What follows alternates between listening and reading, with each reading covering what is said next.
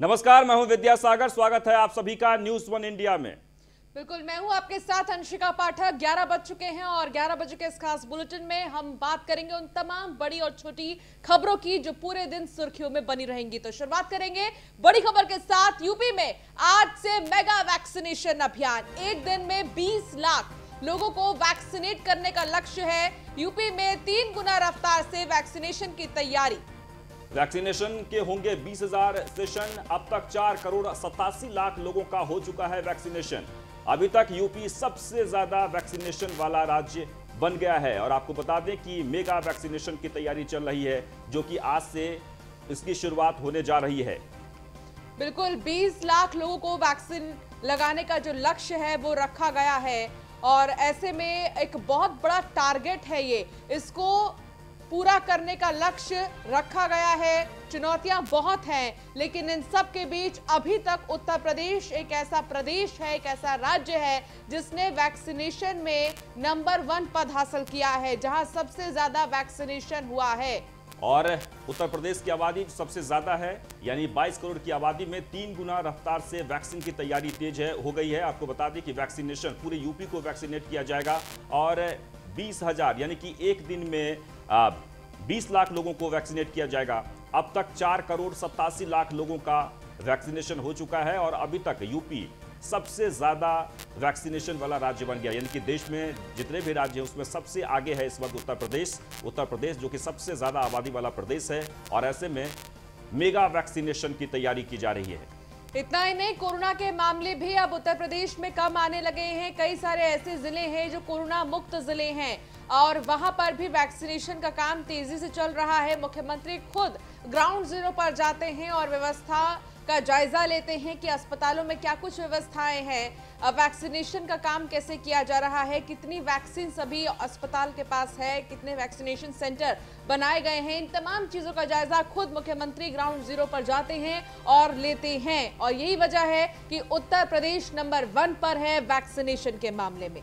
बिल्कुल, और तीसरी लहर आने से पहले उत्तर प्रदेश यानी पूरी तरीके से वैक्सीनेट कर लिया जाएगा। और यही वजह है कि 3 गुना ज्यादा से, यानी अब तक जो वैक्सीन लगाए जा रहे थे उसमें 3 गुना रफ्तार से वैक्सीन लगाए जाएंगे। और सभी जगह पर वैक्सीनेशन सेंटर पर लोगों से अपील की जा रही है कि अगर आपने अभी तक वैक्सीन नहीं लगाया है तो आप जरूर लगाएं, क्योंकि कल मुख्यमंत्री ने दूसरी डोज भी ले ली और उसके बाद एक संदेश भी दिया गया है, क्योंकि आने वाली जो तीसरी लहर है वो बहुत ही खतरनाक है। और देश में लगातार इस बात को लेकर बार बार आगाह किया जा रहा है कि तीसरी लहर आने से पहले आप वैक्सीन जरूर लगवा लें। और यही वजह है कि उत्तर प्रदेश में मेगा वैक्सीनेशन की तैयारी चल रही है, जिसकी शुरुआत आज से होने जा रही है। इससे पहले 10 लाख का लक्ष्य रखा गया था। एक दिन में 10 लाख वैक्सीनेशन किए जाएंगे, लेकिन अब इसे 20 लाख कर दिया गया है और 20 लाख वैक्सीन लगाने का जो लक्ष्य है एक दिन में रखा गया। अश्विनी हमारे संवाददाता हमारे साथ जुड़ गए हैं। अश्विनी, क्या जानकारी मिल रही है? मेगा वैक्सीनेशन की तैयारी तेज है, जोरों पर है। 20 लाख लोगों को वैक्सीन लगाया जाएगा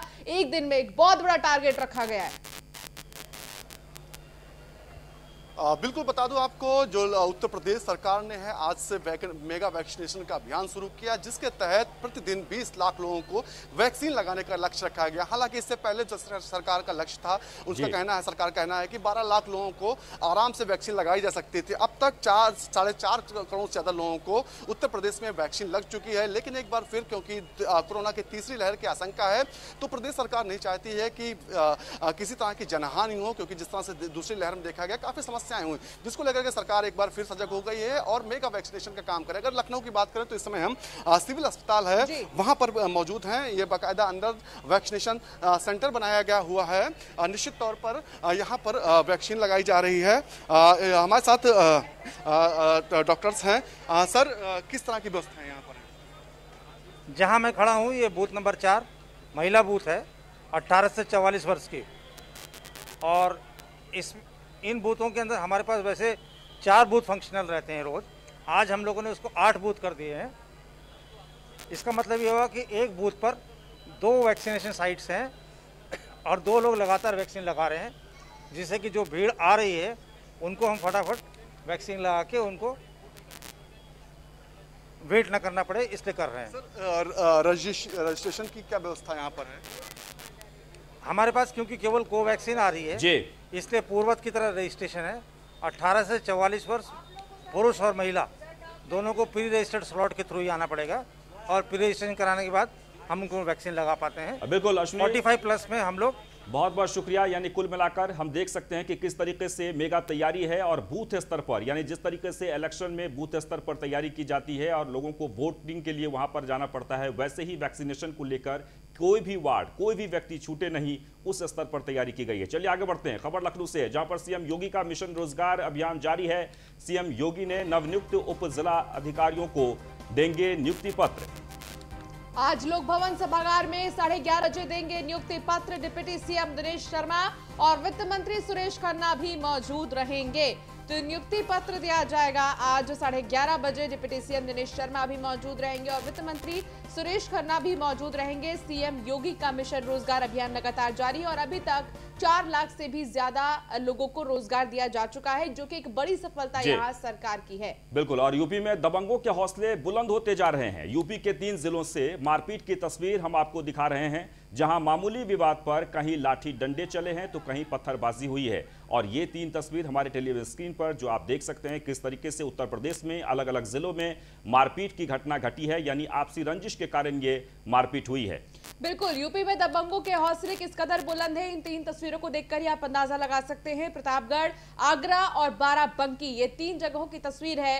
पहली तस्वीर में 2 पक्ष आपस में भिड़ रहे हैं। खेत की तस्वीर है जहां कहा जा रहा है कि मामूली कहासुनी मारपीट में तब्दील हो गई और आगरा में भी आप देख सकते हैं लाठी डंडों से एक दूसरे को मारा पीटा गया है। और बाराबंकी की तस्वीर आप देख सकते हैं, आखिर कैसे छीना झपटी हो रही है। हालांकि अभी तक ये नहीं पता चल पाया है कि आखिर क्यों ऐसे मामले सामने आ रहे हैं, आखिर क्यों दबंगों के हौसले बुलंद हैं। बिल्कुल, और कहीं ना कहीं ये एक दुर्भाग्य भी है जो लोग किस तरीके से आक्रोश में छोटी छोटी बातों को लेकर आपस में लड़ जाते हैं। चलिए आगे बढ़ते हैं। और दबंगों की दबंगई देखने को मिली है। जी हां, आपको बता दें कि पोस्टमार्टम हाउस के बाहर शव को लेकर दबंगों ने दबंगई दिखाई। बिल्कुल, तस्वीरों में आप देख सकते हैं कैसे दबंगों ने दबंगई दिखाई। पोस्टमार्टम हाउस के बाहर शव को लेकर आने वाली एम्बुलेंस के ड्राइवर की दबंगों ने जमकर पिटाई कर दी। पुलिसकर्मियों के बीच बचाव करने के बाद भी दबंग नहीं माने। दबंगों में पुलिसकर्मियों का डर नहीं दिखा, पुलिसकर्मियों से भी धक्का मुक्की की गई। तो एम्बुलेंस के ड्राइवर के पोस्टमार्टम हाउस के अंदर जाने से दबंग नाराज थे। दबंगों की गुंडई की वीडियो लगातार वायरल हो रहा है। तस्वीरों में आप देख सकते हैं, बाराबंकी की यह तस्वीर है जहां पर एम्बुलेंस ड्राइवर के साथ मारपीट की गई है।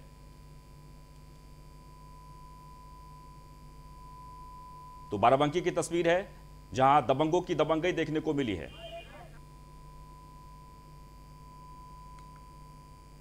तो प्रतापगढ़ में 2 पक्षों में जमकर मारपीट हुई है। इस दौरान ईंट पत्थर और लाठी डंडे चले हैं, जिसके चलते 3 लोग गंभीर रूप से घायल हो गए हैं। मारपीट का वीडियो सोशल मीडिया पर जमकर वायरल हो रहा है। सूचना मिलने पर पहुंची पुलिस ने घायलों को अस्पताल में भर्ती किया। और पूरा मामला मांधाता कोतवाली क्षेत्र के डिहवा पावरपुर का है, जहां पर 2 पक्षों में जमकर मारपीट हुई है। और ये मारपीट का जो वीडियो है वो लगातार सोशल मीडिया पर वायरल हो रहा है। फिलहाल पुलिस को जब इस बात की जानकारी मिली, पुलिस मौके पर पहुंचकर मामले की तफ्तीश में जुट गई है। लेकिन मामूली बातों को लेकर जमकर मारपीट हुई है। मामला प्रतापगढ़ का है, जो तस्वीरों में आप देख सकते हैं।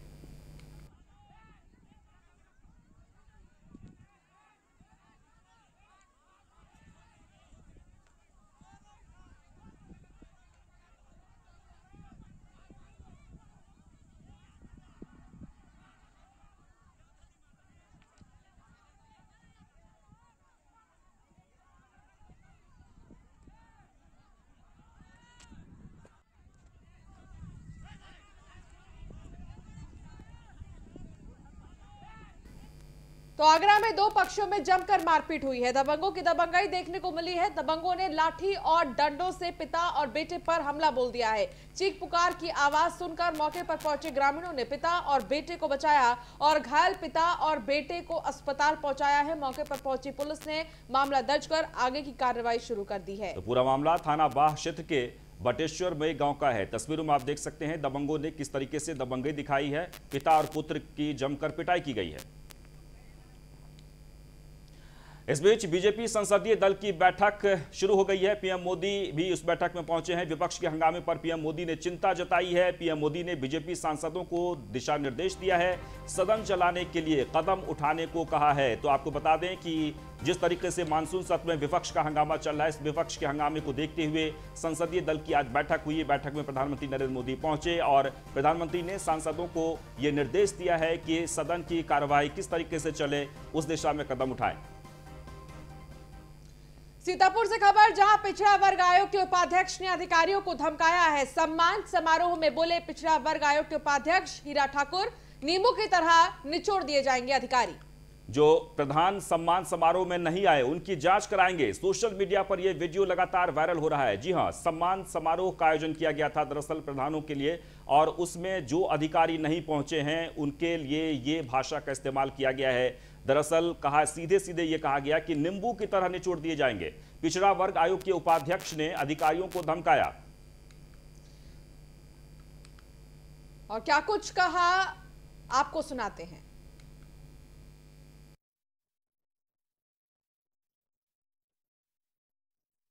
आपको बता दें कि पिछड़ा वर्ग आयोग के उपाध्यक्ष हीरा ठाकुर ने धमकाया है अधिकारियों को। उन्होंने कहा कि नींबू की तरह निचोड़ दिए जाएंगे अधिकारी। जो प्रधान सम्मान समारोह में नहीं आए उनकी जांच कराएंगे। सोशल मीडिया पर अब ये वीडियो वायरल हो रहा है।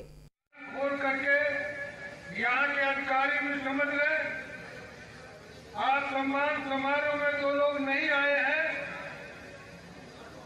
उनको उतनी ही मेहनत करनी पड़ेगी, उतनी 5 वर्ष मेहनत करनी पड़ेगी।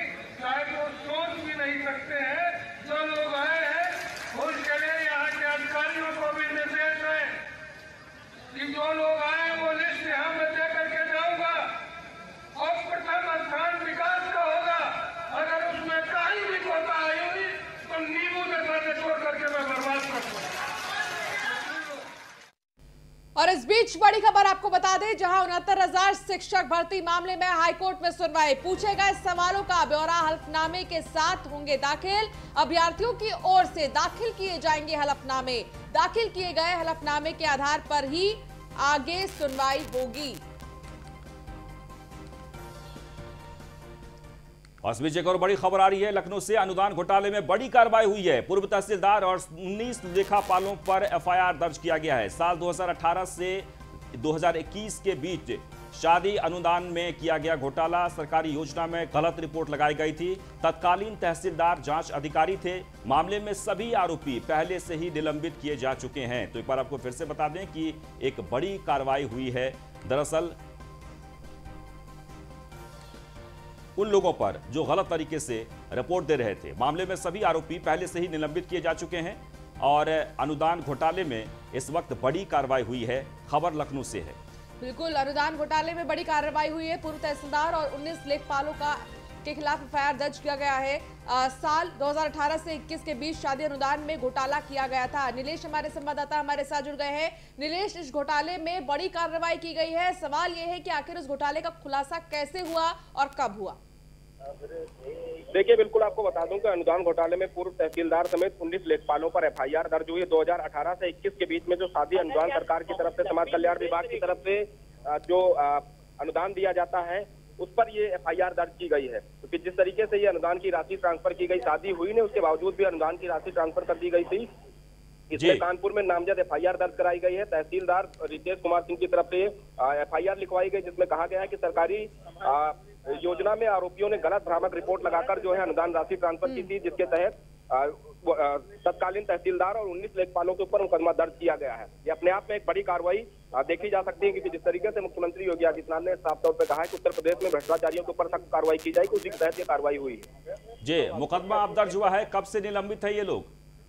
देखिए, 2018 में जब ये मामला प्रकाश में आया था तभी से इन लोगों को निलंबित कर दिया गया था और लगातार इस मामले की जांच की जा रही थी। जांच में जब सारे तथ्य सामने आ गए हैं कि इन लोगों की मिली भगत से जो कागज तैयार किए गए थे, डॉक्यूमेंट तैयार किए गए थे, वो भ्रामक डॉक्यूमेंट थे, जिसके चलते जो धनराशि थी अनुदान की वो ट्रांसफर कर दी गई थी। उसके बाद से अब ये पूरा मामला प्रकाश में आया, जिसके बाद 19 लेखपाल और एक तत्कालीन तहसीलदार के ऊपर मुकदमा कानपुर में दर्ज कराया गया है। चलिए, बहुत बहुत शुक्रिया। आगे बढ़ते हैं। नोएडा एयरपोर्ट के मास्टर प्लान पर यमुना प्राधिकरण ने लगाई मुहर। इंटरनेशनल एयरपोर्ट के मास्टर प्लान को मंजूरी दी गई है। सीईओ अरुणवीर सिंह की अध्यक्षता में गठित समिति ने मुहर लगाई है। अब केवल नियाल बोर्ड की स्वीकृति मिलने की औपचारिकता बची है। विकासकर्ता कंपनी ने दिसंबर 2020 में नोएडा एयरपोर्ट मास्टर प्लान सौंपा था। इसी महीने नियाल बोर्ड से मास्टर प्लान को मंजूरी मिलने की संभावना भी है। तो विकासकर्ता कंपनी ने दिसंबर 2020 में नोएडा एयरपोर्ट का मास्टर प्लान सौंपा था। नोएडा एयरपोर्ट को लेकर अब हलचल तेज है। इसी महीने नियाल बोर्ड से मास्टर प्लान को मंजूरी मिलने की जो बातें हैं वो भी आई सामने। नोएडा एयरपोर्ट के मास्टर प्लान पर यमुना प्राधिकरण ने मुहर लगा दी है। अब बहुत जल्द एयरपोर्ट बनाने की ओर जो कार्य है वो देखा जाएगा। चलिए आगे बढ़ते हैं। प्रदेश अध्यक्ष स्वतंत्र देव सिंह के साथ मुलाकात को ओपी राजभर ने शिष्टाचार भेंट बताया है। ओपी राजभर का कहना है कि 2022 में होने वाले विधानसभा चुनाव को लेकर भी चर्चा हुई है। हमारे संवाददाता नीलेश चौहान ने उनसे खास बातचीत की है, सुनिए। ओम प्रकाश राजभर का ट्वीट हो या किसी नेता से मुलाकात, उत्तर प्रदेश की सियासत में वो चर्चा का विषय बन जाता है। हाल फिलहाल में भारतीय जनता पार्टी के प्रदेश अध्यक्ष और उपाध्यक्ष से ओम प्रकाश राजभर जी ने मुलाकात की। हमारे साथ बातचीत करने के लिए मौजूद हैं। सर, इस मुलाकात को कैसे देखा जाए? क्या आने वाले समय में आपकी पार्टी भारतीय जनता पार्टी के साथ मिलकर चुनाव लड़ेगी? देखिए, शिष्टाचार मुलाकात थी। स्वाभाविक है कि जब दो नेता मिलते हैं तो उस मुलाकात को शिष्टाचार मुलाकात कहते हैं और अंदर बैठ करके तो होती है। वो अपने दल की बात, हम अपने दल की बात, आगे क्या क्या रणनीति क्या क्या हो रहा है, चर्चाएं होती रहती हैं। हम देखिए, सत्ता भारतीय जनता पार्टी के साथ थे। भारतीय जनता पार्टी को मैंने छोड़ा, इस नाते छोड़ा कि हम देश में जातिवार जनगणना चाहते हैं। जब तक यूं कि जनगणना जातिवार नहीं होगी तब तक उनको हिस्सा नहीं कोई देगा। दूसरा, 9 प्रदेशों में 27% आरक्षण पिछड़ी जाति का बांट के दिया जा रहा है, तो हम उसको लेकर के लड़ रहे थे सरकार में। हम एक समान शिक्षा, अनिवार्य शिक्षा और फ्री शिक्षा चाहते हैं। हम घरेलू बिजली का बिल माफ करना चाहते हैं। हम उत्तर प्रदेश में शराब बंद करना चाहते हैं। हम 33% रिजर्वेशन महिलाओं को जो लोकसभा में विचाराधीन है उसको पास कराना चाहते हैं। इन सब चीजों को लेकर के हम बीजेपी के साथ गए थे, लेकिन बीजेपी ने ऐसा नहीं किया। बीजेपी ने चुनाव के पहले घोषणा किया कि केशव मौर्य सीएम होंगे, तो 52% पिछड़े समाज के लोग बीजेपी को वोट दिए। लेकिन जब मुख्यमंत्री बनाने को हुआ तो पिछड़ों को धोखा दे दिया भारतीय जनता पार्टी ने। तो हमारा ये 5 इशू है, जो 5 इशू को बीजेपी करे, पहले कर ले, उसके बाद मुख्यमंत्री सीएम पिछड़ी जाति का घोषित करे, तब उसके बाद ओम प्रकाश राजभर विचार कर सकता है। जब आपकी मुलाकात हुई स्वतंत्र देव सिंह से, तो क्या लगा कि वो आपके जो 5 विषय हैं उस पर मानने के लिए तैयार हैं या आपकी पार्टी उनके साथ मिलने के लिए तैयार? इन सब चीजों पर कोई चर्चा नहीं हुई। उनसे हमारी अंदर उनसे ये चर्चा समझौते पर नहीं हुई। हमारी चर्चा, उन्होंने हमसे पूछा कि आपका क्या चल रहा है, आपकी पार्टी का क्या चल रहा है, आगे क्या क्या रणनीति है, तो हमने भी उनसे पूछा कि आपका क्या चल रहा है, आपकी क्या क्या रणनीति है। इन्हीं सब बिंदुओं पर चर्चा हुई। गठबंधन पे कोई चर्चा नहीं। लगातार आप सुर्खियों में बने रहते हैं, भाजपा के ऊपर वार करते हैं, लगातार भाजपा को घेरने का काम करते हैं। मुलाकात हुई है, आप बिंदु जो 5 हैं उन पर अगर बात बन जाती है तो आपके भागीदारी संकल्प मोर्चा का क्या होगा? भागीदारी संकल्प मोर्चा रहेगा साथ में। हम जहाँ जाएंगे वहाँ हमारा मोर्चा रहेगा। ऐसे थोड़ा अकेले हम जाएंगे। पहले तो ये लागू हो, उसके बाद तब बात होगी, तब ना हम अपने 10 दल को लेकर खड़े होंगे। पहले ही खड़े हो जाएं। हमारे साथ बातचीत कर रहे थे ओम प्रकाश राजभर जी, जिनका साफ तौर पे कहना है कि इनके जो 5 विषय हैं, 5 बिंदु हैं, अगर उन पर चर्चा बनती है भारतीय जनता पार्टी की तो उनके साथ मिलकर ये चुनाव लड़ सकते हैं। लेकिन इन सबके बीच जो इनका भागीदारी संकल्प मोर्चा है वो साथ में इनके मिलकर उत्तर प्रदेश में 2022 में होने वाले विधानसभा चुनाव में चुनाव लड़ेगा। वीडियो जर्नलिस्ट अमित साहनी के साथ नीलेश चौहान, न्यूज़ 1 इंडिया, लखनऊ। तो मुजफ्फरनगर में बदमाशों के खिलाफ एसपी अभिषेक यादव का ऑपरेशन क्लीन जारी है। पुलिस रोहाना चौकी के पास पुलिस चेकिंग अभियान चलाए हुए थे, तभी बाइक सवार 2 संदिग्ध लोगों को पुलिस ने रोकने का इशारा किया, तो बाइक सवार बदमाशों ने रुकने के बजाय पुलिस पर ही फायरिंग कर दी और पुलिस ने भी जवाबी फायरिंग की, जिसके चलते एक बदमाश घायल हो गया है जबकि दूसरा भागने में कामयाब रहा। गिरफ्तार बदमाश के खिलाफ लूट, चोरी, गैंगस्टर जैसे लगभग 2 दर्जन से ज्यादा मामले थाने में दर्ज हैं।